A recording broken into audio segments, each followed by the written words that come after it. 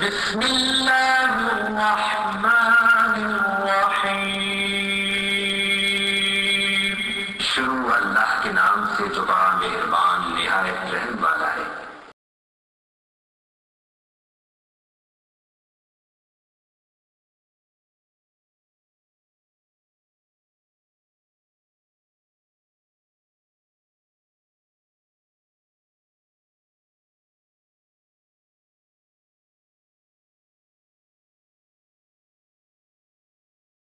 باللہ السمیع العلیم من الشیطان الرجیم بسم اللہ الرحمن الرحیم وما امروا الا لیعبدوا اللہ مخلصین لہ الدین حنفاء ویقیموا الصلاۃ ویؤتوا الزکاۃ وذلک دین القیمہ۔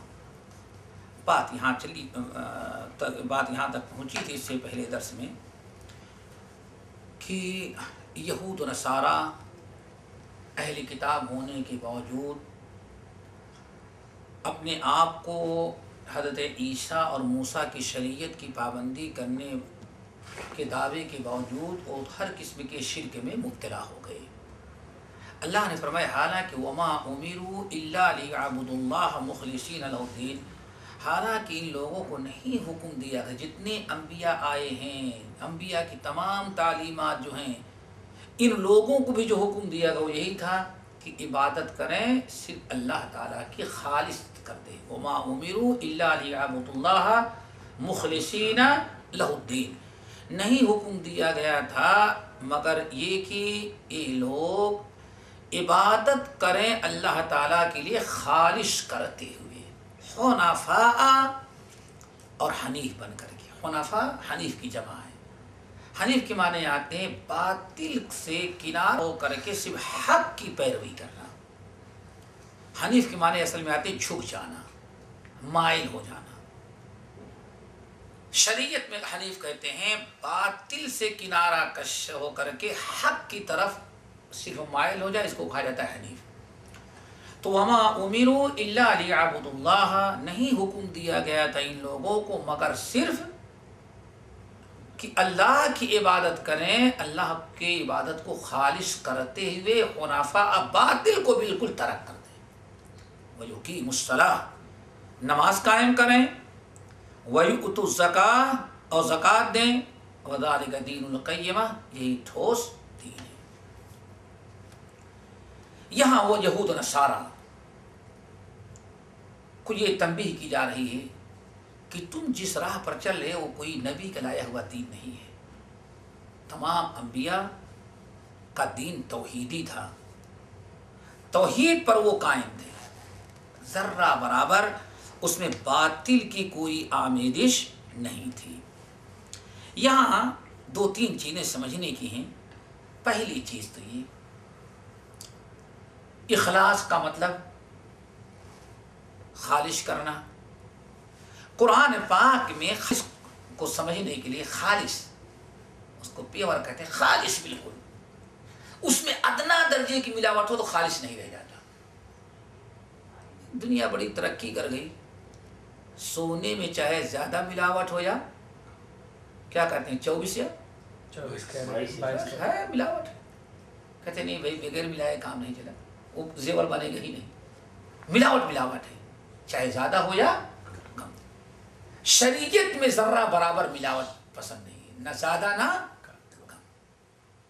اور اس کی ایک مثال قرآن پاک سے دی جاتی ہے، بڑی پیاری، اس کو سمجھیں۔ اللہ تعالیٰ سورۃ النحل میں جو اپنی قدرت، اپنی توحید، اپنا کمال بیان کرتے ہوئے بہت ساری جو اللہ تعالیٰ نے نشانیاں اور علامتیں بیان کی ہیں، دلیلیں، اس میں ایک بہت بڑی قدرت اللہ نے یہ بیان کی ہے، دودھ جو ہم اور آپ پیتے ہیں، اللہ فرماتے ہیں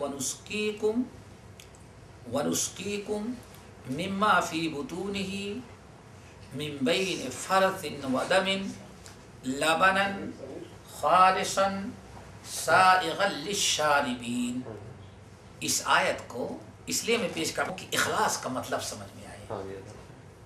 اللہ کی عبادت میں زیادہ ملاوٹ ہو یا تھوڑی، سب ناجائز اور سب شرک ہے۔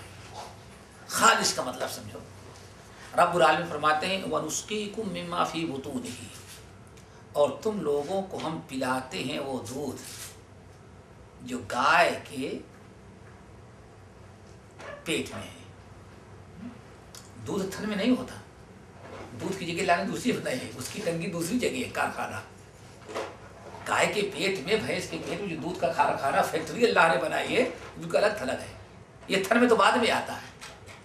یہ سمجھو کہ پائپ لائن کے ذریعے یہ پہنچایا جا رہا ہے، لیکن نظام ذرا دیکھو، آج دنیا اس کا مقابلے میں کوئی چیز پیش ہی نہیں کر سکتی۔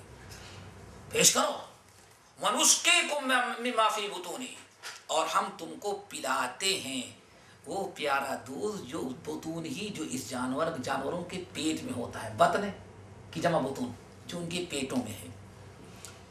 اللہ من بین فرث و دم، کمال یہ ہے کہ وہ دودھ جو تم پیتے ہو دو گندگیوں کے بیچ میں ہے، تو گندگیوں کے بیچ میں ہے۔ من بین فرث، ادھر گوبر ہے، و دم، ادھر خون ہے، ان دونوں کے بیچ سے اللہ تعالیٰ فرماتا ہے خالص دودھ ہم نکالتے ہیں۔ سوچو، کبھی تو اللہ نے جو دودھ نکلنے کی پائپ بچھا رکھی ہے، اب پائپ کیا کچھ بھی نہیں ہے، بغیر یعنی گوبر کے درمیان ہے اور کسی کے درمیان خون کے، نہ کبھی گوبر ملا ہوا آتا ہے اس میں اور نہ بھی خون ملا ہوا آتا ہے۔ اللہ فرماتے یہ ہے خالص، نسقیکم مما فی بطونہ من بین فرث و دم لبنا خالصا، اور ہم پلاتے ہیں تم لوگوں کو ان کے جو پیٹ میں ہے، اور ہے بھی کہاں، گوبر کے درمیان اور خون کے درمیان، لبنا خالصا، خالص دودھ پلاتے ہیں، اس میں کوئی ملاوٹ نہیں۔ بعد میں چاہے پانی ملاؤ یا جو ملاؤ، بعد میں سب کچھ ملاوٹ ہوتی ہے، لیکن وہاں سے ہم نے تم کو پلایا ہے خالص۔ اللہ نے فرمایا سوچو، یہ دو گندگیاں ہیں اور دونوں کے درمیان سے ہم دودھ نکال رہے ہیں، اور میری قدرت کا عالم یہ ہے کہ نہ کبھی دودھ میں گوبر کا ایک تنکا رہتا ہے اور نہ کبھی خون کا ایک قطرہ رہتا ہے۔ اگر کبھی گوبر کا ایک تنکا نظر آ جائے تو دودھ والا دودھ بیچ تو دے گا، گہروں کو دے گا، لیکن خود نہیں پیے گا،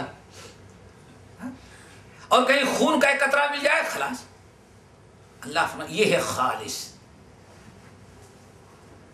لبن سائغن، اور وہ بھی کس قدر لذیذ ہوتا ہے پینے والوں کے لیے۔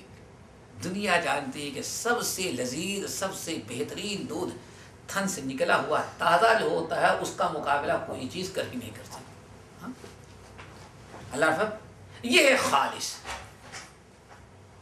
ایسے ہی اللہ تعالیٰ کی عبادت کو خالص رکھا جائے۔ تمام انبیاء کو یہی حکم، تمام شریعتوں کا یہی خلاصہ تھا۔ اب یہاں ایک چیز یہ سمجھنا کہ عبادت خالص کن کن چیزوں سے ہونی چاہیے،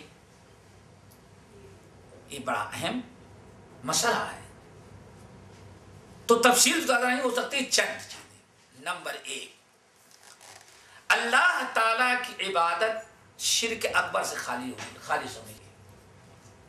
شرک اکبر، شرک اکبر کا مطلب کیا؟ اللہ تعالیٰ کی عبادت میں کسی بھی قسم کی عبادت الہی میں غیر اللہ کو آپ شریک کریں نہیں، ہر قسم کی عبادت صرف اللہ وحدہ لا شریک کے لیے، جیسے کہ فصل لربک ونحر۔ دنیا کی تمام قومیں آج بھی اللہ کی عبادت کرتی ہیں۔ ہندوؤں کے بارے میں کیا خیال ہے؟ ہندو وہ بھی اللہ کی عبادت کرتا ہے، آج بھی کرتا ہے۔ اتنا سب قوم بگڑ جانے کے باوجود اللہ کی عبادت کرتا ہے، لیکن اللہ کی عبادت بھی کرتا ہے، رام اور کرشن اور گنیش اور کیا کہتے ہو گنپتی کو بھی چھوڑنے کے لیے تیار نہیں، اس لیے شرک عبادت کر رہا ہے۔ یہودی کو ذرا دیکھیں، آخر نماز پڑھ رہا ہے نا، یہودی تو نماز بھی پڑھتا ہے، روزہ رکھتا ہے، اللہ کا نام لیتا ہے، اٹھتے بیٹھتے سبحان اللہ الحمدللہ ماشاء اللہ پڑھتا ہے، لیکن اس نے بھی کیا کر رکھا ہے؟ شرک۔ تو پہلی چیز ہے کہ اللہ تعالیٰ کی عبادت کو خالص رکھا جائے شرک اکبر سے۔ نمبر 2، اللہ تعالیٰ کی عبادت کو خالص رکھا جائے شرک اصغر سے۔ شرک اصغر کیا ہے؟ عبادت کرنے کے وقت اللہ تعالیٰ کی رضا کے ساتھ یا تو آپ کا کچھ دنیاوی مفاد ہو یا لوگوں کے اندر اپنی کچھ پوزیشن بنانا ہو، اپنے آپ کو ظاہر کرنا ہو، لوگوں کو خوش کرنا ہو، یہ سے بہت بڑا طبقہ ہے۔ انہوں نے اللہ کی عبادت تو کیا اور رکوع سجود صرف اللہ کے لیے کیا، لیکن اللہ تعالیٰ کی صرف رضا مقصود نہیں بلکہ کچھ دنیاوی مفاد۔ کمپنی ہے، یہ ہمارے ساتھ جو گزرا ہوا ہے، کمپنی ہے، کمپنی کا مالک انگریز ہے، امریکی ہے، اس نے چھوٹ دی ہے نماز پڑھنے کے لیے۔ بعد میں پتا چلا کہ آدھے گھنٹے تک ظہر کی نماز کمپنی میں ہے نا، جماعت کا انتظار کرنا، لیکن کتنا؟ آدھے گھنٹے، 40 منٹ۔ تو یہ پوچھا گیا، پتا چلا کہ لوگ اس کے لیے جاتے ہیں، سارے نماز پورے کمپنی والے نمازی بن گئے، تو مسجد میں آدھے گھنٹے 20 منٹ 25 منٹ لیٹ کر کے آرام کر لیتے۔ جو اصلی نمازی تھا اس سے پوچھا، کہا ظہر کی نماز کے لیے کتنا ٹائم چاہیے؟ کہا کہ زیادہ سے زیادہ 15 منٹ 10 منٹ 15 منٹ نہیں۔ کہا اچھا ٹھیک ہے۔ اس نے اعلان کر دیا بھائی کہ اب نماز کی چھٹی بند، نماز کی چھٹی بند۔ اب جو نماز پڑھنے کے لیے جائے گا وہ 40 منٹ میں آتا ہے، اس کی تنخواہ کاٹ لی جائے گی، ظہر کی اور اتنی ہی عصر کی۔ اور آفس مینیجر کو کہا کہ کون کون اب نماز میں جاتے ہیں اور کون کون نہیں جاتے، سب کا نام نوٹ کرو۔ یہ سن کر کے 90% کمپنی کے لوگوں نے نماز پڑھنا چھوڑ دیا، اور کہتے تھے یہ 5% جو پڑھے مہا بیوقوف ہیں، نماز جو پڑھنا تنخواہ کٹا کر کے، ایک اس عقل مندی ہے۔ جب مہینہ پورا ہوا، کمپنی کے مالک نے تنخواہ دیا، تو یہ 95% لوگ دیکھ رہے تھے کتنی تنخواہ ان کی کٹتی ہے۔ جتنے 5% نمازی تھے سب کو پوری تنخواہ اس نے دیا۔ اب جنہوں نے نماز چھوڑ دیا تو بڑے شرمندہ ہوئے، وہ تو نماز بھی پڑھے اور پوری تنخواہ۔ پھر اگلا مہینہ آیا تو سب نمازی بن گئے، تنخواہ دیا تو وہی 5% جو نمازی تھے ان کو پوری اور ان کی تنخواہ کاٹ کر کے دیا۔ شور مچائے، ارے صاحب ان کی تنخواہ کیوں پوری؟ وہ بھی نماز پڑھتے تھے۔ کہا وہ نماز پڑھتے تھے اللہ کے لیے، تنخواہ کاٹ لینے کی بھی دھمکی دی جب بھی وہ اپنی نماز چھوڑ کے۔ اور تم لوگ نماز اللہ کے لیے نہیں پڑھتے تھے بلکہ نماز کے بہانہ تم آرام کرنے کے لیے، اس لیے تمہاری تنخواہ کاٹ لیں گے۔ اب گھر چاہے نماز پڑھو یا نہ، ہم نہیں جانتے، کاٹیں تو بھائی شرک اکبر کے ساتھ شرک اصغر۔ نبی صلی اللہ علیہ وسلم نے ارشاد فرمایا، تم لوگ جانتے ہو کہ سب سے بڑا چور کون، سب سے بدترین چور؟ صحابہ کرام نے کہا لا یا رسول اللہ، ہاں کہتے ہیں ابھی ہاتھ کاٹنے کی سزا نازل نہیں کی تھی۔ کسی نے کہا اللہ رسول وہ جو دن دہاڑے لوگوں کو لوٹ لے؟ اور فرمایا نہیں۔ اچھا وہ ہے جو گھر میں گھس جائے چوری کر لے؟ فرمایا وہ نہیں۔ وہ ہے جو پاکٹ مار نہیں؟ جب ہر قسم سے لوگ عاجز آ گئے تو لوگوں نے کہا اللہ رسول اچھا آپ بتائیں سب سے بڑا چور کون ہے؟ آج نے فرمایا سب سے بڑا بدترین وہ نمازی ہے جو اپنی نماز پڑھنے کے لیے کھڑا ہوتا ہے، دیکھتا ہے کہ لوگ دیکھ رہے ہیں تو اچھی طرح کی نماز پڑھتا ہے، اور جب تک کوئی نہیں دیکھ رہا ہے تو جلدی پڑھ کر کے یہ سب سے بدترین چور۔ کیوں؟ اس نے نماز میں چوری کی اللہ تعالیٰ کے ساتھ، اور لوگوں کو دکھلانے کی باری آئی تو خوب اطمینان کے ساتھ نماز پڑھا۔ تو ریاکاری، ہر قسم کی ریاکاری، اپنا دنیاوی کوئی مفاد عبادت کے ذریعے نہ ہو، اس کو کہا جاتا ہے شرک اصغر، ریاکاری سے ہو۔ نمبر 3 میرے بھائی، عبادت اللہ کی خالص و بدعات سے بھی پاک ہونی چاہیے. اور لوگ سمجھتے نہیں ہیں. عبادت آپ کریں اللہ کی، لیکن عبادت جس طرح سے شرک سے پاک ہو، شرک اکبر سے، شرک اصغر سے، ایسے ہی ضروری ہے کہ آپ کی عبادت بدعات سے بھی خالص ہو. عبادات میں بدعات کی ملاوٹ نہ ہو، سنت ہی سنت کے مطابق ہو، بدعات کی شمولیت اس میں نہ ہو. یہ بہت ہی ضروری ہے. اسی لیے حدیث کے اندر آتا ہے، رسول اللہ صلی اللہ علیہ وسلم کی حدیث میں یاد آئی، جنگ تبوک سے جب واپس آ رہے تھے صحابہ کرام لے کر کے، بہت صحابہ کرام تھے، ہزاروں کی اتنی بڑی فوج آج تک اللہ رسول کے زمانے میں کبھی تیاری نہیں کی تھی. آپ واپس آ رہے تھے تبوک سے، راستے بڑی کئی قسم کے، کہیں جنگل ہے، کہیں پہاڑیاں ہیں، کہیں ہموار زمین ہے، کہیں اونچ نیچ ہے، کہیں نہریں ہیں، کہیں چشمے ہیں.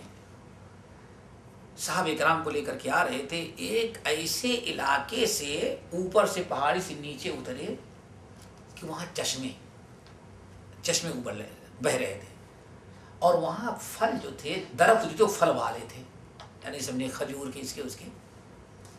ایک صحابی کے ذہن بات آ گئی کہ یہاں گزارا بڑی آسانی سے ہو سکتا ہے. کیسا گزارا؟ چشمے کا پانی اتنا میٹھا کہاں ملے گا، اور پھل کھائیں گے، پانی پئیں گے، پھل توڑ کے گزارا کر لیں گے، اور یہیں 24 گھنٹے رہ کر کے صرف اللہ تعالیٰ کی عبادت. نہ بیوی بچوں کا چکر، نہ ملنے ملانے والوں کا، نہ کاروبار کا. ارے اتنی بڑی پیٹی کے لیے سب کچھ محنت کرنی پڑتی ہے، اور یہاں سب اللہ نے انتظام کیا ہے. ان کی نیت یہ، ان کا ارادہ ہوا کہ یہی ہم ٹھہر جائیں اور اللہ رسول کو جانے دیں. لیکن صحابہ کرام کتنا بھی اچھا کسی چیز کو سمجھ لیں، جب تک رسول اللہ سے پوچھ نہ لیں تب تک اس کو عمل نہیں کرتے تھے. اپنے سے اچھا، ارے ہو سکتا ہے ہم اچھا سمجھے، لیکن اسلام میں اچھا ہے کہ نہیں، اللہ رسول کو پسند، وہ پہلے پتہ لگا. کرتے نہیں تھے. نبی صلی اللہ علیہ وسلم کے پاس ہے، یا رسول اللہ، یہاں بڑا اچھا انتظام ہے، گھر میں جاتے ہیں، بال بچے، بیوی، دوست احباب، کاروبار، اس میں اللہ تعالیٰ کی عبادت میں کافی خلل آ جاتا ہے. تو ہم یہ چاہتے ہیں کہ یہاں بڑا بہترین موقع ہے، پانی بھی ہے، چشمے ابل رہے ہیں، اور وہ بھی گرمی کے موسم میں ٹھنڈا پانی، اور ٹھنڈی کے موسم میں گرم پانی. چشموں کی خوبی ہوتی ہے. یہ پھلدار درخت ہیں، ان کو توڑ کے کھائیں گے، پانی پئیں گے، یہاں کوئی ڈسٹرب کرنے والا نہیں ہوگا، ہر وقت اللہ تعالیٰ کی عبادت کرتے رہیں گے. لیکن آپ اجازت دیتے ہیں کہ نہیں؟ اس موقع پر آپ نے ارشاد فرمایا، خبردار، لم ابعث بالیہودیۃ ولا النصرانیۃ ولکن بعثت بالحنفیۃ السمحہ.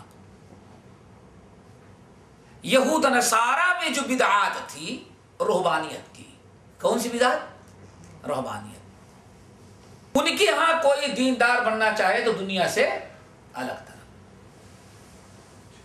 نہ شادی کر سکتا ہے، نہ بیوی بچوں کو ہونا چاہیے، نہ گھر ہونا چاہیے، بالکل الگ طرح کے میدان میں. نبی صلی اللہ علیہ وسلم نے ارشاد فرمایا، فتل کا بقایا ہوں، یہ ذرا دیکھ لو، ورہبانیۃ ابتدعوها، رہبانیت کو انہوں نے ایجاد کیا، ہم نے ان کو حکم نہیں دیا. یہ تارک الدنیا ہونا اور رہبانیت اختیار کرنا، یہ عیسائیوں کی سب سے بڑی بدعت تھی اہل کتاب کی، اور اسلام نے اس کو مٹایا ہے. اسلام کا مزاج یہ ہے کہ آپ دنیا داری کے ساتھ استعمال، دنیا داری اختیار کریں، دین کے ساتھ سب کچھ ہونا چاہیے. بیوی بچے، اہل ویال، ماں باپ، دوست احباب، سب کے ساتھ زندگی گزارنا ہے، اور سب کے حقوق ادا کرنا ہے. ان تمام حقوق کی ادائیگی کے ساتھ اللہ تعالیٰ کی عبادت کرنا ہے. روحانیت نہیں اسلام کے اندر، خانقاہیت بیٹھ گیا سب کچھ چھوڑ کر کے. اسلام نے یہ تعلیم دی تھی. یہود و نصارہ کے ہاں روحانیت تھی. اور ایک چیز اور سمجھے، آج الحمدللہ اسلام ایک ایسا مذہب ہے جس میں دنیا کی ہر جائز نعمت کو استعمال کرتے ہوئے اللہ کی عبادت کرنی ہے. یہودیت، عیسائیت، ہندو، بدھ، جتنے مذاہب ہیں، اللہ تعالیٰ کی دنیاوی نعمتوں سے فائدہ اٹھانا ہے تو اسے وہ دیندار نہیں ہو سکتا، اور دیندار بننا ہے تو ان تمام چیزوں کو چھوڑنا پڑتا ہے. یہی ہے نا آج بھی جس دنیا میں. اور اس کے باوجود بیوقوف ابھی ہم کو آزادی دلانے ہمارے ملک کو ہم کو اور ارے تم اپنے کم سے کم ان کو تو آزاد کرا لیتے. مسلمان کو اجازت ہے بیوی کا حد. اللہ اکبر. نبی علیہ السلام داخل ہوئے اپنے گھر میں. میرے بھائی تیسری چیز اللہ کی عبادات کرنی ہے خالص رکھتے ہوئے. اس تیسری چیز کے ساتھ دو گزر گئی نا، شرک اکبر، شرک اصغر اور ہر قسم کی بدعت. بات رکھنا ہے. اسلام میں ذرا دیکھو نبی علیہ السلام گھر میں داخل ہوئے. ایک عورت حضرت عائشہ رضی اللہ تعالیٰ سے بات کرتے ہوئی کھڑی تھی. جیسے آپ داخل ہوئے وہ 1 2 3 گھر سے باہر واپس چلی گئی، نکل گئی فوراً. نبی علیہ السلام نے اس کو دیکھا، کپڑے میلے کچیلے، جیسے کوئی لاوارث بیوہ عورت رہتی ہے. آپ نے فرمایا عائشہ یہ کون تھی؟ ایذات زوج، یہ شوہر والی عورت ہے. کون ہے؟ اللہ کے رسول آپ اس کو نہیں پہچانتے؟ یہ آپ کے بھائی عثمان بن مظعون کی یہ بیوی ہے. ارے شوہر والی ہے. اللہ رسول بس کیا بتائیں، ہی کم اللہ عز و جل، شادی تو کر لیا ہے لیکن سمجھے کہ شوہر والی نہیں ہے تو شوہر والی، لیکن زندگی کیسے گزارتی ہے؟ بلا شوہر والی عورت کی طرح. آپ نے فرمایا وہ کیا؟ یہ بیچاری کہتی میں کس کے لیے اچھا کپڑا پہنوں، کس کے لیے اپنے آپ کو مزین کروں. ہمارے شوہر اتنے دیندار ہو گئے ہیں کہ دن بھر تہجد کی نماز، اور دن میں رات میں تہجد کی نماز پڑھتے ہیں، دن میں روزہ رکھتے ہیں. تو بیچاری کہتے ہیں میں کس کے لیے اچھے کپڑے پہنوں. اب ذرا دیکھو فوراً یہاں سے معاملہ ازدواجی زندگی کا، ایک بیوی کا حق ادا نہیں ہو رہا. آپ نے فوراً عثمان کو بلایا اور آپ نے ان سے کچھ پوچھا نہیں. ایک ہی جملہ، یا عثمان اترغب عن سنتی، تم میرے طریقے سے اعراض کرتے ہو؟ لا یا رسول اللہ بل سنت و قاتل. ارے آپ ہی کی سنت کو تو میں شہدائی ہوں، آپ کی سنت سے کیسے اعراض کروں گا؟ آپ نے فرمایا تمہاری بیوی کے ساتھ جو تمہارے معاملہ ہے تو وہ میرا طریقہ نہیں، میری سنت نہیں ہے. تم نے تو اتنی بڑی سنت چھوڑ رکھی ہے. اللہ اکبر. سب سے بڑی عبادت گزار آخری نبی محمد صلی اللہ علیہ وسلم، اور امتی نے بیوی سے تعلقات اپنے الگ کر رکھے صرف اللہ تعالیٰ کی عبادت کے خاطر. تو آپ فرماتے تم نے میری اتنی بڑی سنت سے تو اعراض کر رکھا ہے. کچھ نوجوانوں نے ٹھان لیا ارے اللہ کے رسول کی عبادت کے مقابلے میں ہماری کیا عبادت ہے. ایک کہتا ہے میں تو اب آج سے سوؤں گا نہیں، رات بھر نماز ہی پڑھوں گا. دوسرا میں شادی ہی نہیں کروں گا، میں روزہ ہی رکھوں گا. آپ کو پتہ چلا خبردار یہ سب میری سنت کے خلاف ہے. میں شادی بھی کرتا ہوں، بیویوں کا حق بھی ادا کرتا ہوں، اللہ کی عبادت بھی کرتا ہوں، روزہ بھی رکھتا ہوں، کھاتا بھی ہوں. اسلام ہی ایک ایسا مذہب ہے جتنی آزادی اس میں ہے زندگی گزارنے کی کسی اور کے ہاں نہیں. ان کے ہاں اللہ والا بننا ہے تو دنیا کی نعمتوں کو چھوڑو اور دنیا کی نعمتوں کو استعمال کرو تو اللہ تعالیٰ اور دین سے برخاست ہونا پڑتا ہے. کیا خیال ہے بھائی؟ ارے ساری آزادیاں تو ہمارے یہاں ہیں، اس اسلام کے اندر یہ خوبیاں ہیں کہ ساری حلال نعمتوں کو دل بھر کر کے استعمال کرو اور ان کے ساتھ ساتھ تم اللہ تعالیٰ کا شکر کرو، عبادت کرو. یہ ہے اصل میں اسلام. تو اسلام سے بہتر دین کیا ہے؟ تو صحابی نے کیا کہا، اللہ کے رسول یہاں کھانے کا بھی انتظام، پھل توڑ کے کھائیں گے، پانی کا بھی انتظام، اب 24 گھنٹے اللہ کی عبادت زندگی بھر کرتے رہیں گے. ارے خبردار، ما بعثت بالیہودیۃ ولا النصرانیۃ ولکن بعثت بالحنفیۃ، لم ابعث بالیہودیۃ ولا النصرانیۃ ولکن بعثت بالحنفیۃ السمحہ. خبردار، یہ یہودیوں کی عیسائیوں کی بدعت جو ہے رہبانیت، تارک الدنیا ہونا، اللہ تعالیٰ نے ہمیں یہودیت یا عیسائیت کے فروغ کے لیے نہیں بھیجا ہے اللہ تعالیٰ نے ہمیں یہودیت عیسائیت کی نئی نئی بدعتوں کو دنیا سے ختم کرنے کے لیے بھیجا ہے. وَلَٰكِنْ بُعِثْتُ بِالْحَنَفِيَّةِ. اللہ تعالیٰ نے ہمیں جو بھیجا ہے جو دین لے کر کے، اس کی دو خوبی ہے، اس کو سمجھو. ایک تو حنفی ہے. کیا ہے؟ حنیفی. کیا ہے؟ حنیفی. یہ دین کیا ہے؟ حنیفی، حنیفیہ. اور دوسرا کیا ہے؟ السمحہ. یہ دین اسلام کی خوبی ہے. حنیفیہ کا مطلب کیا ہے؟ اللہ تعالیٰ نے ہمیں جو دین لے کر کے بھیجا ہے وہ دین حنیف ہے. بعثت بالحنفیۃ السمحہ. ہاں، اللہ بالحنیفیۃ السمحہ.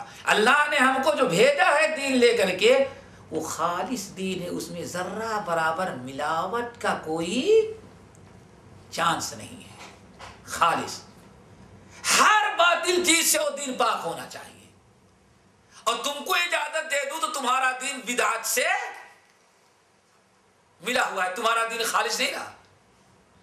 ایک پہلی خوبی کیا ہے ہمارے لائف میں دین کی؟ یہ دین حنیفیہ ہے. حنیفیہ کیا مطلب؟ ہر قسم کے باطل سے یہ خالص سے پاک ہے. یہ دین اسلام ذرہ برابر باطل کی ملاوٹ دوبارہ نہیں کرتا. نمبر 2 میرے بھائی سمحہ ہے. کیا مطلب؟ سمحہ کے معنی نہایت آسان اور سہل ہے. اللہ کو راضی کرنے کے لیے اور جنت کے حصول کے لیے آج بھی آپ تجربہ کر لیں، دین اسلام سے آسان دین کوئی دوسرا ہے ہی نہیں. اس قدر لوگوں نے جنت تک پہنچنے کے لیے مشکل قرار دے دیا کہ اب ان کے ہاں جنت کا ذمہ دار صرف وہی ہوتا ہے جو دنیا چھوڑ کر کے جنگلوں میں، گرجوں میں اور چرچوں میں جا کر، یہ ہے نا. باقی سب جو نہیں، ہم کیا آ سکتے ہیں. اب یہی معاملہ ہے کہ بھائی ان کو پکڑو تاکہ ان کے طفیل میں تم، اب یہی اگر جنت میں داخل کرائے گا تو ہم جا سکتے ہیں، ورنہ یہ گرا ان کا. یہی اگر جنت تک پہنچائے گا تو ہم جا سکتے ہیں، ورنہ نہیں گئے. اور وہ بھی جب روٹ جائے تو جتنے ڈنڈے مارے سب برداشت کرنے کے لیے تیار. اور اسلام میں ماشاء اللہ بھائی نہ کسی کو پکڑنا ہے نہ کسی کو اپنانا ہے، سیدھا سر اطیعوا اللہ و اطیعوا الرسول. دین کو مضبوطی سے پو، یہی دین تمہیں جنت تک پہنچا دینے والا ہے. کیا خیال ہے؟ جنت میں زیادہ بھی سب سے زیادہ آسان اسی دن. عمل کرنے میں بھی سب سے زیادہ آسان دین دنیا میں جو ہے وہ. اب یہ دوسری چیز ہے کہ دین کی ہر تعلیم کو لوگ مشکل بناتے تو کوئی الگ مشکل نہیں ہے بھائی. اللہ نے 5 وقت نماز پڑھنے کا حکم دیا، کون سا مشکل ہے؟ پڑھو بھائی. مسجد ہے جاؤ، مسجد میں جانے کے لائق نہیں، گھر میں پڑھو. کھڑے ہو کر کے پڑھو. بیمار ہو نہیں کھڑے ہو کے پڑھ سکتے تو بیٹھ کر کے پڑھو. بھائی بیٹھ کے بھی نہیں پڑھ سکتے، اشارے سے پڑھو. وضو کرو. غسل کی ضرورت ہے، نہاؤ تب نماز پڑھو. اگر پانی نہیں مل رہا ہے تم تیمم کرو، پاک ہو گئے. 20 سال تمہیں پانی نہ ملے تو مٹی سے تیمم کر کے نماز پڑھتے رہو. آسانیاں ہی آسانیاں ہیں، مشکل تو کچھ نہیں. اب یہ دوسری چیز نہیں بھائی، پردہ کرنا یہ عورتوں کے لیے بہت مشکل ہو گیا ہے. ہم نہیں سمجھتے کہ اتنے بڑے کپڑے، معمولی سے کپڑا ڈال لینا جس سے راستہ نظر آتا ہے، یہ کون سا مشکل ہو گیا. مشکل بنانے سے داڑھی کا معاملہ آ جائے، ارے بھائی کتنی مشکل ہو گئی. حالانکہ داڑھی نکالنا مشکل ہوتا ہے، داڑھی رکھنے میں کیا مشکل ہے بھائی. داڑھی رکھو، دھل جاتی ہے، تیل لگاؤ، کنگھی کرو، فرصت ہے. نہ پیسہ خرچ نہ کچھ. ارے مشکل تو ان کے لیے ہے جو داڑھیاں نکال رہے ہیں. حلاق کو ڈھونڈو، حلاق پیسہ لے، اس پر بھی 1000 مشکلات. ذرا سا معمولی نظر آئے تو آفس میں جاتے ہوئے شرمائے، دوست احباب میں آتے ہوئے شرمائے. 50 مصیبتیں تو اس کے لیے جو اسلام چھوڑ رہا ہے. اور رکھنے والوں کے لیے کیا مشکل ہے؟ مشکل ذہنی طور پر ہمارے لیے بنا دیا گیا ہے غیروں کی وجہ سے، ورنہ دین اسلام سے آسان کوئی دین نہیں. آپ نے فرمایا ہرگز نہیں، تم کو یہاں رہبانیت اختیار کرنے کی اجازت نہیں دی جائے گی.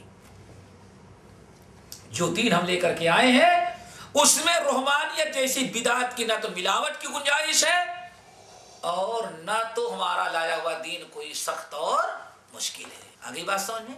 نمبر 4، یہ دین اسلام کو جو خالص کرنا ہے وہ باپ دادا کے رسم و رواج سے. اگر ایک انسان 1000 قسم کے رسم و رواج کو بھی اپناتا ہے دین اسلام کے ساتھ تو دیکھتے ہیں مسجد میں پھر اس کو اسلام اپنانا پڑے گا. باہر آنے کے بعد شادی بیواہ کا معاملہ ہوگا تو باپ دادا کے رسم و رواج نہیں. وما امروا الا ليعبدوا الله مخلصين له الدين. اور انبیاء کی دعوت میں سب سے بڑی رکاوٹ جو بنا کرتی تھی وہ یہی باپ دادا کا رسم و رواج تھا.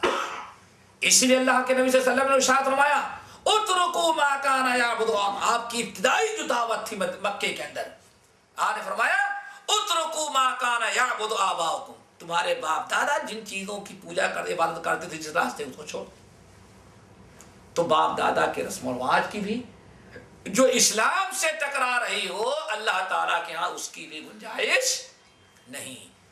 ایک اور یاد رکھیں بہت ساری چیزیں ہیں ہم نے اکٹھا کیا لیکن آخری چیز اور بتا دیں. میرے خیال 5ویں چیز ہے شرک کے خالص کے متعلق لوگ نہیں سمجھتے. اللہ رب العالمین نے دین کو جو خالص کرنے کا حکم دیا ہے اللہ اور اس اللہ کی عبادت اور رسول کی اطاعت کو بھی بالکل خالص رکھنا چاہیے. جہاں اس نے اللہ تعالیٰ کی عبادت میں اللہ تعالیٰ کے فرما برداری میں اور نبی کے طریقے کو چھوڑ کر کے کسی دوسرے کو ذمہ دار ٹھہرا لیا کہ نہیں جو کچھ یہ کہیں گے یہی یہ بھی وما امروا الا لیعبدوا اللہ مخلصین لہ الدین کے خلاف اور یہی شرک بلکہ کبھی شرک اکبر کے اندر مبتلا کر دیتا ہے. یہ تمام انبیاء کی جو دعوت ہے ہر ایک کی دعوت سے ٹکراتی ہے. چنانچہ آپ حضرات جانتے ہیں قرآن پاک میں یہود و نصارہ جو شرک کرتے رہے غالباً اس سے پہلے والے درس میں نے بتایا ایک تو قبر کیا کرنا تھا نا عزیر اور عیسیٰ علیہ السلام کو بیٹا بنا لینا قبر کا سجدہ کرنا اور ایک بڑا شرک ان کے ہاں یہ بھی تھا کیا اتخذوا احبارهم ورهبانهم اربابا من دون اللہ. انہوں نے اپنے علماء احبار اور رہبان احبار کہتے ہیں علماء کو اور رہبان کہتے ہیں مشائخ اور پیروں کو. ان یہود و نصارہ نے اپنے علماء اور اپنے پیروں فقیروں کو کیا بنا رکھا تھا اللہ کے علاوہ ان کو بھی رب بنا رکھا تھا. اسلام جب آیا ہے تو ہمیں اس بدعت سے بھی منع کیا ہے. نہیں حلال اور حرام کا مالک بھی اللہ وحدہ لا شریک ہے. شریعت کے اندر کسی کی مداخلت اسلام کو گوارا نہیں ہے. اسی لیے سورہ آل عمران کی وہ مشہور اور بڑی اہم آیت جس میں نبی علیہ السلام نے یہود و نصارہ کو اللہ تعالیٰ کے حکم سے آؤ اتفاق اور اتحاد کی دعوت دی تھی اس پر آپ کبھی غور کریں. قُلْ يَا أَهْلَ الْكِتَابِ تَعَالَوْا إِلَىٰ كَلِمَةٍ سَوَاءٍ بَيْنَنَا وَبَيْنَكُمْ أَلَّا نَعْبُدَ إِلَّا اللَّهَ وَلَا نُشْرِكَ بِهِ شَيْئًا. تیسری چیز وَلَا يَتَّخِذَ بَعْضُنَا بَعْضًا أَرْبَابًا مِّن دُونِ اللَّهِ. اے یہود و نصارہ آؤ اے نبی کہو دعوت دیں کو قُلْ يَا أَهْلَ الْكِتَابِ اللہ تعالیٰ حکم دے رہے اے نبی آپ بلائیں یہود و نصارہ یا اہل الکتاب تعالوا آؤ الی کلمۃ سواء بیننا وبینکم الا نعبد الا اللہ. آ جاؤ ایک ایسے کلمے کی طرف اسی کلمے پر دونوں ہم متفق ہو جائیں اور وہ کلمہ کیا ہے لا الہ الا اللہ. یہودی کے یہاں بھی کلمہ عیسائی کے یہاں بھی یہی کلمہ یہ کلمہ ایک ہی ہے حضرت آدم علیہ السلام کے زمانے سے لے کر کے لا الہ الا اللہ، آ جاؤ یہود و نصارا الی کلمۃ سواء بیننا و بینکم، ایک ایسے کلمے کی طرف جو کلمہ ہمارے اور تمہارے نزدیک برابر مسلم ہے، ہمارے ہاں بھی قابل قبول ہے اور تمہارے ہاں بھی قابل قبول ہے۔ وہ کیا ہے؟ لا الہ تو بھی کہتے تھے، لیکن فرق کیا تھا؟ ہمارے ہاں تھا لا الہ الا اللہ، ادھر یہودیوں کے ہاں ولا نشرک بہ شیئا۔ تین چیزوں پر غور کرو، اتفاق کتنی باتوں پر ہوگا؟ تین پر۔ اللہ اکبر۔ نمبر 1 الی کلمۃ سواء بیننا و بینکم اللہ نعبد الا اللہ۔ نمبر 2 ولا نشرک بہ شیئا، اللہ تعالیٰ کے ساتھ نہ تو ہم کسی کو شریک کریں نہ تم شریک کرو۔ لیکن مشکل کیا ہے؟ یہود و نصارہ آج تک ہمارا تمہارا اتحاد کیوں نہیں ہو رہا ہے؟ تم اللہ کی عبادت کرتے ہو لیکن اس کے ساتھ شرک کرتے ہو، اور ہماری دعوت ہے ایک اللہ کی عبادت اور شرک کی مخالفت۔ آرہی بات سمجھ میں نا؟ اللہ نعبد الا اللہ، ایک اللہ کے علاوہ عبادت کسی کی نہ کریں۔ آؤ ہم دونوں اس پر مل جائیں۔ نمبر 2 ولا نشرک بہ شیئا، اللہ تعالیٰ کے ساتھ کسی کو نہ ہم شریک کریں نہ تم شریک کرو۔ نمبر 3 ولا يتخذ بعضنا بعضا اربابا من دون اللہ، اور اللہ کے علاوہ کسی انسان کو اپنا رب نہ تم بناؤ نہ میں بناؤں۔ وجہ کیا تھی؟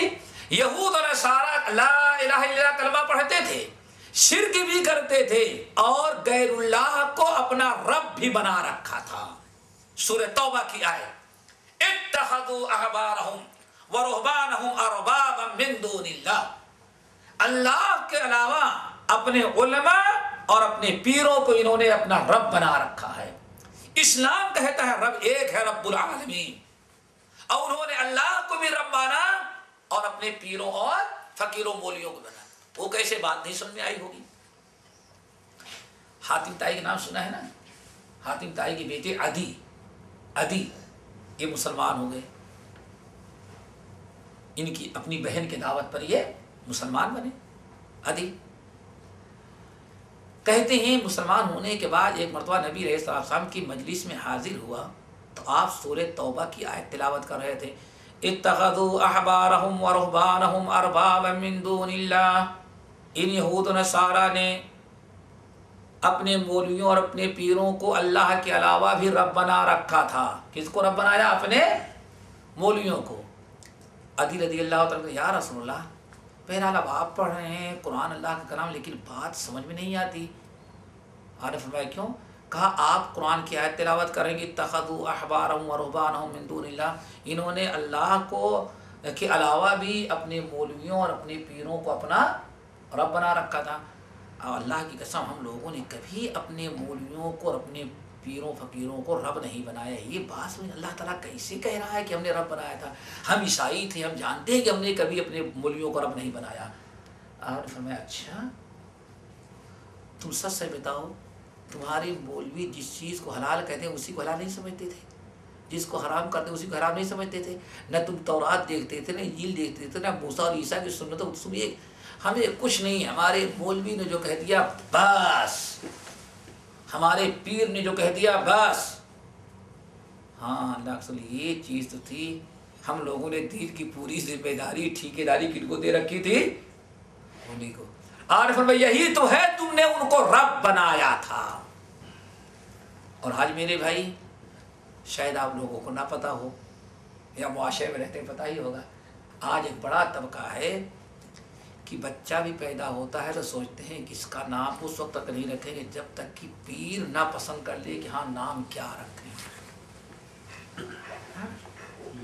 رشتہ بھی طے ہو جائے، نہیں صاحب ٹھیک ہے لڑکے نے لڑکی پسند کر لیا، لڑکی نے لڑکے، دونوں کے ادب، لیکن سارا معاملہ تو بھی کس پر ٹھہرا ہوا ہے؟ وہ باپ کے ہاتھ، وہ کیا کریں گے جب تک وہ اجازت نہ دے دے؟ اب وہ بتائیں کہ دونوں کا ستارہ مل رہا ہے یا ایک دو نہیں ہزاروں چیزیں ایسی ہیں. نام عبداللہ ہے کیا؟ خطبہ سنا، بہترین نام ہے. اللہ نے ایک زمانے کے بعد لڑکا دیا، نام خطبہ سنا تو ہمارا عبداللہ رکھ لیا. بچے کے دل میں سوراخ تھا، بخار نہیں اترتا تھا. اب سیال کوٹ کے کسی دیہی علاقے میں رہتے تھے، ایک ڈاکٹر کے ہاں، دو ڈاکٹر کے ہاں، پیناڈول کبھی دے کبھی یہ چیز، تو بچہ اچھا نہ ہو. تو آج آ کر کے بیوی بیچاری، آدمی کام کرتا ہے، بیوی بیچاری دیہات میں چلے گئی بابا کے پاس. بابا نے کہا ہے تو کوئی بہت بڑا اس پر اثر ہو گیا ہے، بڑے بابا کے پاس. اس نے کہا کیا نام ہے؟ کہا عبداللہ. کہا اس لیے تو بچہ بیمار رہتا ہے، اس کا نام بدلو، بچہ اچھا. کیا؟ پیر بخش رکھ دو، اچھا ہو جائے گا. اب عورت بیچاری فرما بردار، ادھر بچے کی محبت، ادھر شوہر کی پسند. اس نے ٹیلی فون کیا کہ حضرت بچہ 6 مہینے سے اچھا نہیں ہو رہا ہے، اور بابا نے کہا کہ نام بدلو. تب کیا نام رکھو؟ کہا پیر بخش، تب بچہ اچھا ہو جائے گا. اس نے ڈانٹا نہیں، ہرگز نہیں. ہمارے پاس آیا، میں نے کہا اس کا میڈیکل کرواؤ. پتا چلا کہ بچے کے دل میں بخار ہے، کیا ہے؟ سوراخ ہے. جب تک بچے کے دل میں سوراخ رہے گا، آہستہ آہستہ بخار آتا رہے گا، جب تک وہ فل نہیں ہو جائے گا. اچھا اس کا کوئی علاج نہیں، وہ اپنے ہی تو گوشت بڑھتا ہے، تب پیش کر دو. آخر کار بچہ 18 سال کا ہو گیا، نہ نام بدل. کیوں رکھوا رہا تھا؟ اس کا کہنا یہ تھا کہ ساری مصیبت یہ ہے تم نے بابا سے اس کا سلسلہ تو نہیں جوڑا. پیر بخش اللہ کا پتہ نہیں، کہو پیر بخش بابا نے دیا ہے، دیکھو اچھا ہو جائے گا. اور اس طرح سے ہزاروں نہیں لاکھوں ایک بڑی آبادی موجود ہے. آج مسائل کا معاملہ آ جائے، 1000 آیتیں آپ کسی کے سامنے پہ، بھائی سب کچھ ہے، ٹھیک ہے، لیکن ہمارے مفتی نے، ہمارے امام نے تو نہیں کہا. امام نے کیا کہا؟ جب بھی حدیث مل جائے گی اپنا لینا، ہمارے قول کو. اور یہ کیا کہتا ہے؟ ارے یہ کیسے ہو سکتا ہے آپ کو حدیث مل جائے اور ہمارے امام کو نہ ملے؟ خود تو بدلتے نہیں، قرآن کو بدل دیتے ہیں. یہ والا معاملہ ہوا. یہ بھی کیا ہے؟ ایک قسم کی وہ بدعات ہے جس سے کیا کر لیا گیا ہے، جو دین میں شامل کی گئی ہے. اللہ تعالیٰ نے فرمایا وما امروا الا ليعبدوا الله مخلصین. اگر ادھر رب بنایا جا رہا ہے تو دین خالص نہیں ہوا. کیوں؟ اللہ تعالیٰ نے یہود و نصارہ کو جب دعوت دیا، اے نبی ان سے کہو آؤ مل جائیں، تو اس موقع پہ کیا کہا تھا؟ لا اللہ نعبد الا اللہ، ایک اللہ کی عبادت کرو، ولا نشرک بہ شیئا، اللہ تعالیٰ کے ساتھ شریک نہ کرو، ولا یتخذ بعضنا بعضا اربابا من دون اللہ، اللہ کے علاوہ کسی اور کو نہ تم اپنا رب بناؤ نہ میں اپنا رب بناؤ. اور یہود و نصارہ کیسے ہمارا تمہارا اتفاق ہو جاتا ہے، ہو سکتا ہے؟ ہم کہتے ہیں رب بنانا شرک ہے، اور تم اپنے ہر مولوی ہر پیر کو اپنا رب بنا رکھے ہو. یہ 5 چیزیں ہیں جو نہایت خطرناک ہیں، اور اخلاص اللہ تعالیٰ کی خالص عبادت سے محروم کر دینے والا. شرک اکبر، شرک اصغر، باپ دادا کے رسم و رواج، قسم قسم کی بدعات اور خرافات، اور ایسے ہی غیر اللہ کو اپنے علماء اور اپنے پیروں فقیروں کو اپنا رب بنانا. وما امروا الا ليعبدوا الله مخلصين له الدين حنفاء ويقيموا الصلاة ويؤتوا الزكاة وذلك دين القيم. ترجمہ تو آتا ہے، ہوگا کر چکے ہیں اس سے پہلے. اللہ اکبر. اب آئیں اور ایک چیز سنیں، یہ بہت اہم ہے اور وقت حاضر کی بڑی ضرورت ہے، یہ اس کو سمجھیں. اگلی آیت کیا ہے بھائی؟ ان الذین کفروا من اہل الکتاب، کیا ہے؟ ان الذین کفروا من اہل الکتاب والمشرکین فی نار جہنم خالدین فیہا اولئک هم شر البریہ. ان الذین کفروا من اہل الکتاب، یقیناً جن لوگوں نے انکار کیا اہل کتاب سے، والمشرکین، اور مشرکوں میں سے. اب یہاں ایک چیز پہلے ذہن نشی کر لے، جو بتلانا چاہتا ہوں وہ بات سمجھنے کے لیے. سورہ لم یکن کی پہلی آیت سے دیکھیں، مشرکوں سے پہلے اللہ تعالیٰ کس کا تذکرہ کرتا آ رہا ہے؟ اللہ جزائے خیر اہل کتاب کا. یہی یاد رکھیں، یہی خاص نقطہ، اس کو سمجھے تاکہ بات سنیں. پہلی آیت سے اللہ تعالیٰ نے اہل کتاب کا شروع سے وما تفرق الذین اوتوا الکتاب، یہ یہود نصارہ آپ کے اوپر آپ پر ایمان لانے پر متفق تھے، لیکن جب آپ نبی بن گئے تب انہوں نے ایمان لانے سے انکار کیا۔ کفر کب کیا؟ حضرت موسیٰ اور عیسیٰ کے زمانے سے یہود و نصارہ آخری نبی محمد صلی اللہ علیہ وسلم پر ایمان رکھتے تھے نا، پوری تفسیر میں نے گزشتہ تفسیر میں بتایا ہے۔ اختلاف کب ہوا؟ جب اللہ تعالیٰ نے آپ کو رسول و پیغمبر بنا دیا ہے نا۔ کفر کس نے کیا؟ مشرکین مکہ نے بھی کیا اور یہود و نصارہ نے۔ اب سمجھے، ان الذین کفروا من اہل الکتاب، یقیناً جو لوگ انکار کر رہے ہیں اہل کتاب میں سے، والمشرکین اور مشرکوں میں سے۔ سوال یہاں کس کا انکار کر رہے ہیں؟ ذرا غور کریں، پھر ایک متعدد نگاہ ڈالیں۔ ان الذین کفروا من اہل الکتاب، وہ یقیناً جن لوگوں نے اہل کتاب میں سے جن لوگوں نے انکار کیا، کفر کے بارے میں انکار کرنا، والمشرکین اور مشرکوں میں سے جنہوں نے انکار کیا، فی نار جہنم، وہ کہاں جائیں گے؟ خالدین فیہا، اسی میں رہیں گے۔ اولئک ہم شر البریہ، یہی سب سے بدترین مخلوق ہے۔ یہاں مشرکین سے پہلے کن کا تذکرہ؟ ان الذین کفروا من اہل الکتاب، یقیناً جن لوگوں نے انکار کیا۔ کس کا انکار کیا؟ یہودی اللہ کا انکار نہیں کرتا، جنت کا انکار نہیں کرتا، جہنم کا انکار نہیں کرتا، آسمانی کتاب کا انکار نہیں کرتا، تو ایمان لائے تھے۔ لیکن انکار کس کا کیا؟ جب اللہ تعالیٰ نے آپ کو نبی بنایا، آپ نے اپنے نبوت کا اعلان کیا، تو مشرکوں نے بھی انکار کیا اور یہود و نصارہ نے بھی انکار کیا۔ آگے بات سمجھیں، تورات پر ایمان، انجیل پر ایمان، زبور پر ایمان، جنت پر ایمان، جہنم پر ایمان، اللہ پر ایمان، حساب کتاب پر ایمان، کن کا؟ یہود و نصارہ۔ اپنے نبی پر بھی ایمان، سب پر۔ لیکن اللہ فرماتے ہیں انہوں نے جہنم میں کیوں جائیں گے؟ ان الذین کفروا، چونکہ آخری نبی کی جو میں نے رسول بنایا تو اس پر ایمان لانے سے ان ظالموں نے انکار کیا۔ آگے بات سمجھ میں؟ کہاں گئے؟ فی نار جہنم، جہنم کے اندر گئے۔ خالدین فیہا، ہمیشہ ہمیشہ اسی میں رہیں گے۔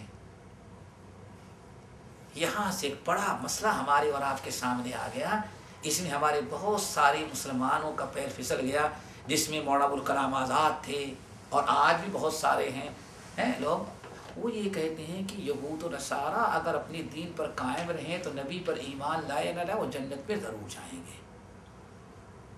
نہیں بات سمجھ میں آئی؟ ہاں، بڑی خطرناک چیز ہے۔ اور کچھ دن میں ایک صاحب اور ہیں آپ لوگوں کے بڑے چہتے، ان کا بھی کھل کر کے آنے والا ہے انشاءاللہ، ان قریب اعلان کریں گے وہ۔ ابھی پہلے سے ان کے اعلان کرنے سے پہلے، چونکہ ابھی نجی محفلوں میں اعلان کر رہے ہیں، کہتے ہیں ابھی اسٹیج پر اعلان کرنے میں ذرا فتنے کا ڈر ہے، تو پہلے ہی سے آپ لوگ اپنا تیار ہو جائیں۔ یہاں کس کا کفر ہے بھائی؟ کفار اہل کتاب نے نبی پر ایمان لانے سے انکار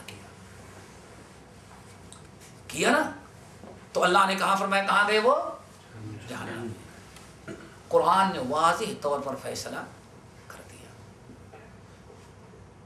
کہ آخری نبی کے دنیا میں آ جانے کے بعد جو آخری نبی پر ایمان نہ لایا وہ جہنم میں گیا۔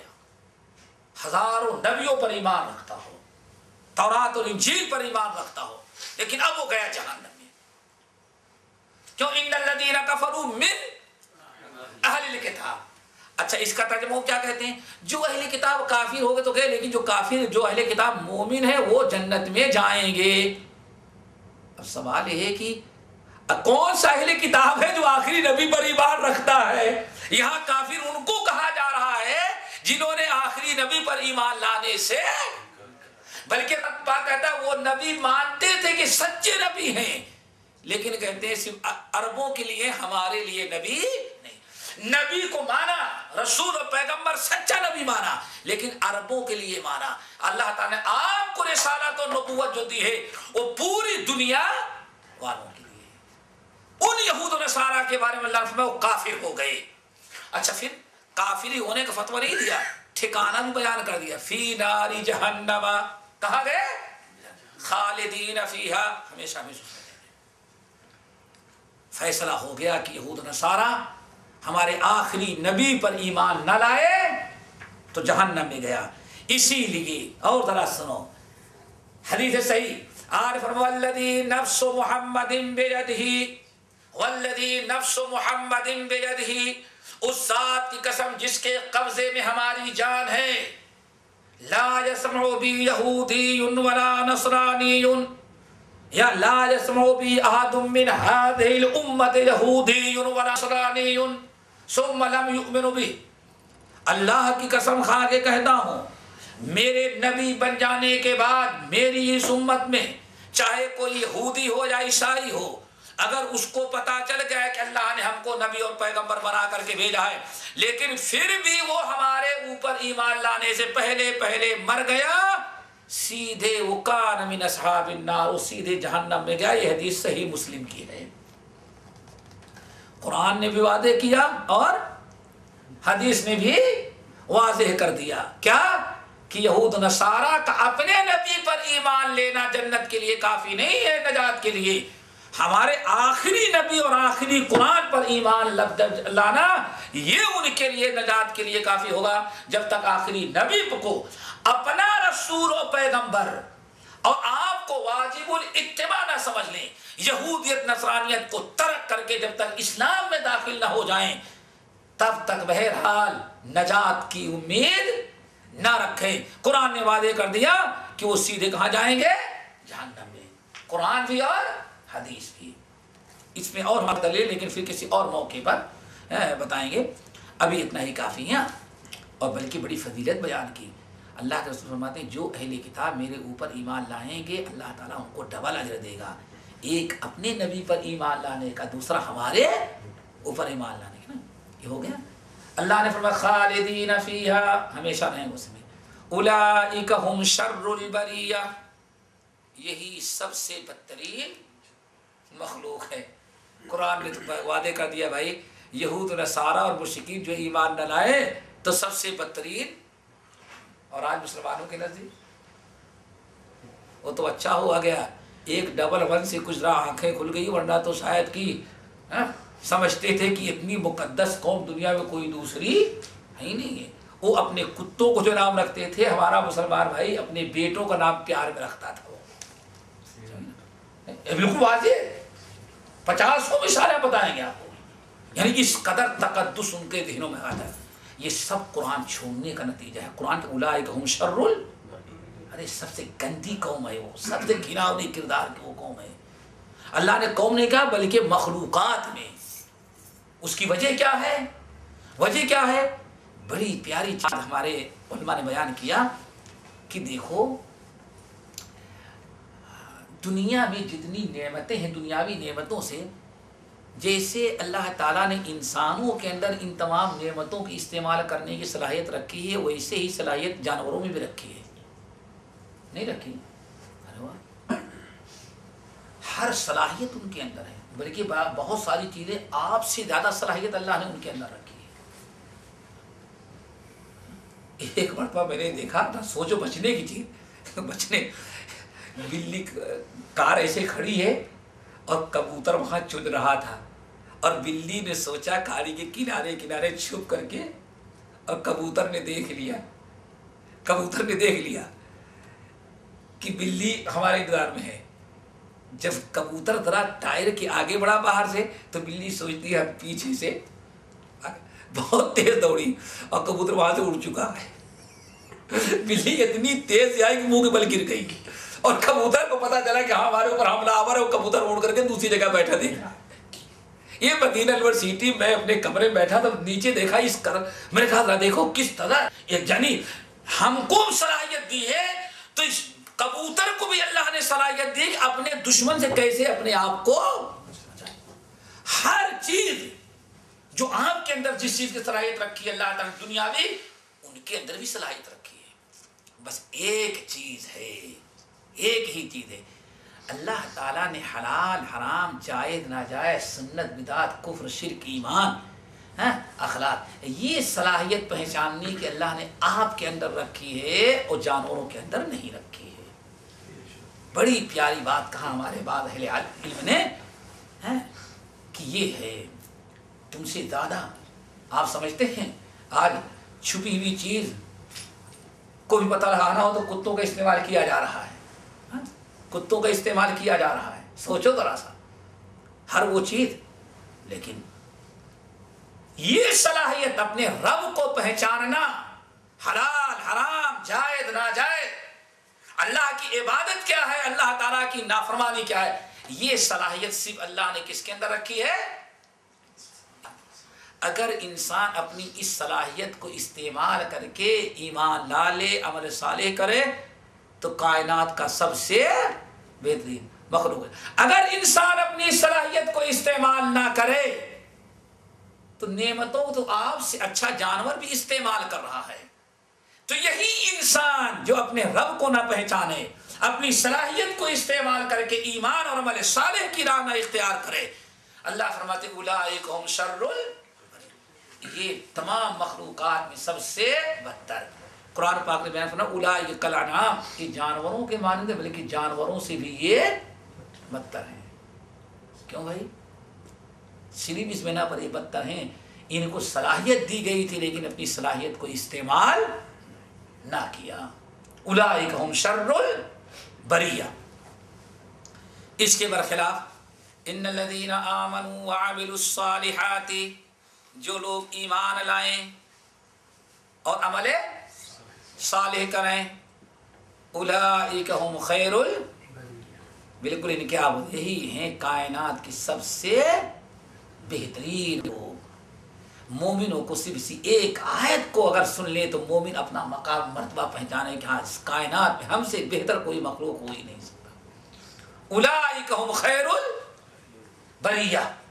ایمان اور عمل صالح جس نے کیا وہی کائنات کی سب سے بہترین مخلوق ہے. جزاؤہم عند ربہم، ان کا بدلہ ان کے رب کے پاس ہے. ایمان اور عمل صالح کا بدلہ اللہ نے دنیا والوں میں کسی کے حوالے نہیں کیا ہے. ورنہ ابھی دینداروں میں تو اتنی پابندی لگا کر کرے، مزدوری کیا دیتے ہیں ہمارے اندر، ہمارے روزے نماز کا بدلہ کیا دیتے ہیں، تو اور ہم کو بے دین بنانے کی کوشش کر رہے ہیں. ساری پابندیاں تو دینداروں پر ہے. اللہ تعالیٰ کو پہلے ہی سے معلوم تھا، اس لیے فرمایا نہیں، ایمان اور عمل صالح والوں کا سارا بدلہ تمہارے ہاتھ میں، لکھے جزاؤہم عند ربہم، ان کا بدلہ ان کے رب کے پاس ہے. اور ہے بھی کیسا؟ جنات عدن، ہمیشہ باقی رہنے والے باغات ہیں. تجری من تحتها الانہار، جس میں نہریں، الحمدللہ. کافر فاسق جانوروں کے ساتھ زندگی گزارنے والا وہ سمندر کے بیچ میں خرید ہی لے گا تو کتنی تک زندہ رہے گا. اور وہ بھی ڈر لگا ہے کہیں ایسا نہ ہو کوئی سرابی آ جائے تو ایک ہی مرتبہ میں ختم.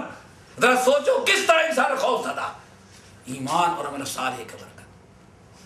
اللہ فرماتے ہیں ان کے لیے وہ باغات ہیں جو نہ کبھی سوکھنے والے نہیں ہیں، جو کبھی ختم ہونے والے نہیں ہیں. اور ان باغات میں جہاں ہم داخل کیا ہیں، تجری من تحتها الانہار، نہریں جاری ہیں، سب کچھ ملنے والا ہے. یہ اپنے لیے اب سوچ رہے ہیں کافروں کے اولئک هم شر البریہ، یہ اپنے لیے اب یہ سوچ رہے ہیں. مومنوں کے لیے تو اللہ نے پہلے ہی سے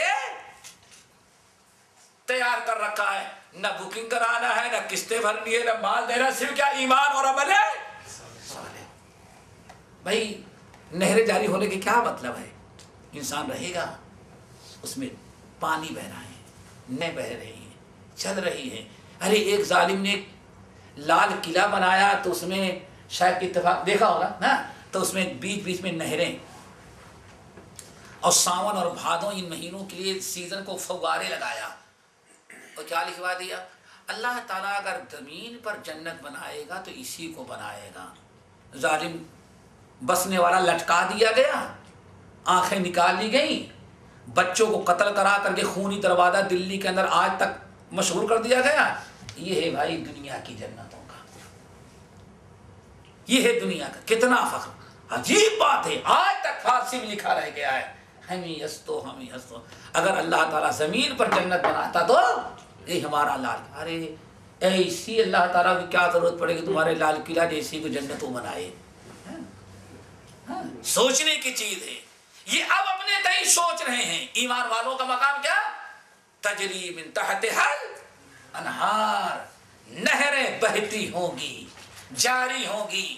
نہ صفائی کی ضرورت ہے، نہ کبھی گندی ہوگی، نہ کبھی سوکھیں گی، نہ کبھی پانی بدلنے کی ضرورت ہے. ساری چیزیں اللہ تعالیٰ نے ہمیں دے رکھی ہیں، بس ضرورت ایمان کی اور عمل صالح کی. پھر خالدین فیہا ابدا، اسی میں جنتی ہمیشہ ہمیش بھی رہیں گے. کیوں بھائی؟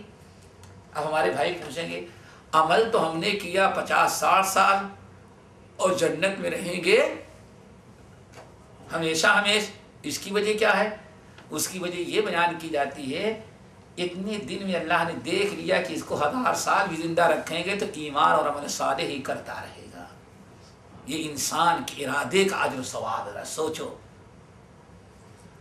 اسی لیے آج آپ نے شروع کیا، دیکھا ہوگا گاؤں کے اندر آپ نے آنکھیں کھولی ہوگی بچپنے میں، ایک انسان کو آپ نے 100 مسلات کا پابند دیکھا ہوگا، اور آپ کے دیکھنے کے بعد بھی اگر وہ 70 سال بوڑھا زندہ رہا ہوگا ڈنڈے لے کر کے چلنا شروع کر دیا، لیکن روزے نماز اس نے ترک نہیں کیا ہوگا.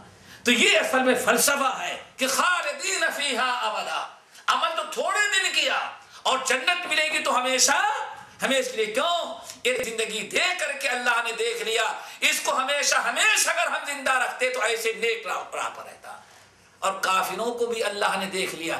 کچھ لوگ کہتے نہیں اللہ اتنا ظلم کیسا کرے گا کہ کافر کو ہمیشہ ہمیشہ کے لیے. تو کافر کو ہمیشہ ہمیشہ اللہ تعالیٰ اس کافر کو 80 سال 100 سال 90 سال زندہ کر کے دیکھ لیا، ظالم کفر ہی پر اڑا رہا، کبھی باز آنے والا. اس سے زیادہ زندگی دیتے کیا گارنٹی تھی توبہ کرتا ظالم. اللہ جانتا ہے کہ ہاں اس کافر کو اگر 1000 سال بھی زندگی دے دیں گے تو اسی کفر ہی پر مرے گا. اسی لیے اپنے ارادے، اپنے قصد اور اپنے عمل کی وجہ سے وہ ہمیشہ ہمیشہ کے لیے جہنم میں، اپنے نیک عمل اور نیک ارادے کی بنا پر جنتی ہمیشہ ہمیشہ جنت کے اندر ہوگا. رضی اللہ عنہم ورضوا عنہ، اللہ ان سے راضی، وہ اللہ تعالیٰ سے خوش. یہ ساری نعمتیں کس کے لیے ہیں؟ ایک شخص کے لیے بھائی. اللہ سب کو عطا کر دے. کیا؟ ذالک لمن خشی ربہ. پورے جنت کا منظر کھینچ کر کے اللہ نے فرمایا سب کچھ ایک صفت کی بنا پر دیا ہے. کیا؟ ذالک لمن خشی ربہ. یہ جنت جس کی خوبیاں سن لو، یہ صرف ان لوگوں کے لیے جو اپنے رب سے ڈرتے ہیں. اللہ تعالیٰ اپنی خشیت نصیب فرما دے. خشیت کیا ہے؟ یہ تفصیل طلب ہے لیکن اب ٹائم نہیں ہے. خشیت خوف، تقوی، خشیت یہ سب کے معنی تقریباً ڈرنے کے ہوتے ہیں. لیکن خشیت کہتے ہیں اس خوف کو جو خوف تعظیم کی وجہ سے، کسی کی عظمت، کسی کی جلالت، کسی کی شان و شوکت کی بنا پر کسی کے اندر اگر کوئی خوف ہوتا ہے تو اس کو کہا جاتا ہے خشیت. اس کی ایک چھوٹی سی مثال دیں. ہمارے بھائی ہیں، سانپ دیکھ لیں گے تو اس کا بھی ڈر ہوتا ہے نا، شیر دیکھ لیں گے تو اس سے بھی بڑا ڈر. اور ایک دیندار نہایت پرہیزگار کوئی سمجھ رہا اللہ کا نیک بندہ آ جائے تو اس کی بھی ایک ڈر دل میں ہوتا ہے. نہیں اس کے سامنے سگریٹ نہیں جلانا، اس کے سامنے ننگے سر بھی نہیں آنا ہے. اور ایک وہ آنے والے ہیں کم سے کم 1 ہفتہ داڑھی چھوڑ دو تاکہ داڑھی تھوڑی سی بڑی ہو جائے. ارے بھائی بوری لوگ کرتے کہ نہیں کرتے؟ صرف اس بنا پر کہ ہاں ان کا بابا آنے والا ہے. جب آنے والا مہینوں داڑھی چھوڑ دے گا. یہ کیا ہے؟ ایک ہے سانپ کا بھی ڈر ہے، شیر کا بھی ڈر ہے، لیکن وہ ایک نیک انسان آتا اس کا بھی ڈر ہے. اس کا ڈر ہے سانپ کا، شیر کا، اس کے خطرناک خونخواری کا ڈر ہے. ایک دیندار نیک انسان کا ڈر جو ہے اس کی عظمت، جلالت، اس کے دین، تقوی، اس کی عظمت کا خوف آپ کے دل میں. دونوں میں فرق ہے کہ نہیں ہے؟ تو خشیت کہا جاتا ہے وہ ڈر اور خوف جو کسی کی عظمت، جلالت، شان اور شوکت سے پیدا ہوتا ہے، اس کو کہا جاتا ہے خشیت. اللہ تعالیٰ کا اگر خشیت ہے، اللہ تعالیٰ کی جلالت، اللہ کی عظمت، اللہ تعالیٰ کے شان و شوکت، اللہ تعالیٰ کا کمال، ان تمام چیزوں کو انسان اپنے دل میں جو رکھے گا، اس سے جو خوف پیدا ہوتا ہے اس کو کہا جاتا ہے خشیت۔ اور یہ خوف پیدا ہوگا تو انسان بند کمرے میں بھی بے حیائی کے کاموں سے بچے، کیوں؟ ہمارا رب ہم کو دیکھ رہا ہے۔ ذالک لمن خشی ربہ۔ اللہ تعالیٰ عمل کی توفیق نصیب فرمائے۔ قل یا انا واستغفر اللہ من کل ذنب وخطیئۃ۔